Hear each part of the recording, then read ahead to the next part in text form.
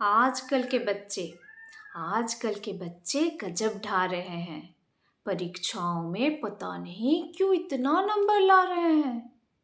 हम तो 7-8 भाई थे, पढ़ाई में पूरा दिल लगाया करते, तब जाके सबके मिला के 60 से 70% आया करते। और हौसला इतना बुलंद कि कभी उदास नहीं हुए। साल में भाइयों से ज़्यादा पास नहीं हुए। हौसला इतना बुलंद कि कभी उदास नहीं हुए। साल में भाइयों से ज़्यादा पास नहीं हुए। घर वालों ने जो पुस्तक एक बार दिला दी, पूरी जिंदगी वही चला दी। मेरा छोटा वाला भाई कई ट्यूशन पढ़ा, पूरा जोर लगा दिया, अगली कक्षा नहीं चढ़ा। अंत में नाम ही कटवाना पड़ा। दरअसल उसे जबरदस्ती स्कूल में डलवा दिया। पहली कक्षा में दाखिल कराया था और पूरे 5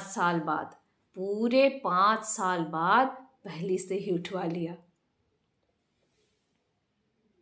12वीं कक्षा में मेरे अकेले के 33% नंबर आए थे।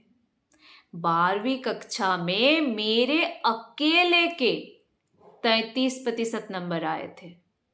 घर वालों ने जश्न मनाए थे। जब मैं रिजल्ट लेकर घर आया तो वह एक अद्भुत घड़ी थी। दरवाजे पे बुआ आरती की थाली लिए खड़ी थी। कहने लगी, बच्चे ने तो इतिहास रच दिया और इस खुशी में सुबह का एक सभा और शाम का भंडारा रख दिया। 33% पर भी भंडारे होते थे साहब। आजकल 86% पर भी आत्महत्या होती है। बुआ ने कहा, बच्चे ने इतिहास रच दिया। पिता ने तो पूरे घर की सफेदी करवा दिया। दादी ने तो यहाँ तक कह दिया कि जब तक इस बच्चे की पढ़ाई चलेगी, घर में देसी घी के अखंड ज्योत जलेगी। कि जब तक इस बच्चे की पढ़ाई चलेगी, घर में देसी घी के अखंड ज्योत जलेगी। वो तो अलग बात है कि पढ़ाई बीच में छोड़नी पड़ी, 6 महीना पहले ही ज्योत बुझानी पड़ी। लेकिन ना कोई गिला ना कोई शिकवा, दाखिला के कोरेस्पॉन्डेंस में मिला। क्योंकि हमारे समय के बच्चे पढ़ने से बिल्कुल नहीं घबराते थे। एक कक्षा में कई साल लगाते थे। हमारे समय के बच्चे पढ़ने से बिल्कुल नहीं घबराते थे। एक कक्षा में कई साल लगाते थे और कई बार तो भाई साहब सिलेबस तक एक्सपायर हो जाया करते थे। बच्चे वहीं पड़े रहते और मास्टर ने रिटायर्ड हो जाया करते थे।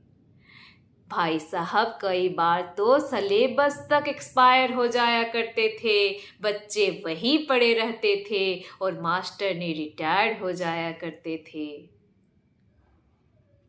जो बच्चा एक कक्षा में कई साल लगा दिया करता था, उसे अगली साल कक्षा का मॉनिटर बना दिया जाता था। जो बच्चा एक कक्षा में कई साल लगा दिया करता था, उसे अगले साल कक्षा का मॉनिटर बना दिया जाता था। और वही बच्चे आज देश के विजेता बन गए। उस समय के कक्षा के मॉनिटर आज देश के नेता बन गए। लेकिन आजकल के बच्चे जाने किस तनाव में रहते हैं, हर वक्त एक अभाव में रहते हैं।